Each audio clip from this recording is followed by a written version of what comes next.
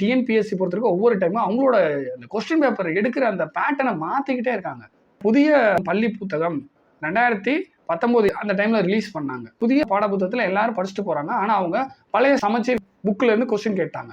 அதுக்கப்புறம் என்ன பண்ணாங்க, புதுசு படிச்சுட்டு போகலான்னு பார்த்தா புதுசு அண்ட் பழசு ரெண்டுலேயே இருந்து கொஸ்டின் கேட்டாங்க. புதுசும் பழசும் படிச்சுட்டு போகலான்னு ரெண்டையுமே படிச்சுட்டு போனால் 11th 12th பழைய சிறப்பு தமிழ் புதிய சிறப்பு தமிழ்லேருந்து கேள்வி கேட்டாங்க. 6ஆவது 12 புதுசு பழசு சிறப்பு தமிழ் புதுசு பழசு எல்லாத்தையும் படிச்சுட்டு போனால் கடைசியில் எப்படி கேட்டு வச்சிட்டாங்க, 2025 நடந்த எக்ஸாமில் குரூப் 4ல் அவுட் ஆஃப் கண்டென்ட் மாதிரி போயிடுச்சு. அவுட் ஆஃப் சிலபஸ்ன்னு சொல்ல வரல. அதாவது 10ஆம் வகுப்பு தரம்ன்றது போய் அவங்க வந்து டிகிரி லெவல் கொஸ்டின் கேட்க ஆரம்பிச்சிட்டாங்க. ஸோ என்ன பண்ணுறாங்கன்னு தெரியல. ஒவ்வொரு டைமும் பேட்டர்ன் மாறிட்டே போகுதுங்க. ஸோ இந்த இடத்துல நம்ம தான் முழிச்சுக்கணும். டைப் ரைட்டிங் மற்றும் ஷார்ட் அண்ட் போத் முடிச்சு வச்சிட்டோம் அப்படின்னா நம்ம சேஃப். 1.5 வருஷம் அல்லது 2 வருஷம் ஷார்ட் ஹேண்டுக்குன்னு நம்ம எஃபர்ட் போட்டோம் அப்படின்னா நம்ம கையில் வந்து டிஎன்பிஎஸ்சி குரூப் 4ல் 155 கொஸ்டினுக்கு ஒரு ஜாப் வந்து கண்டிப்பாக கிடைக்கும்.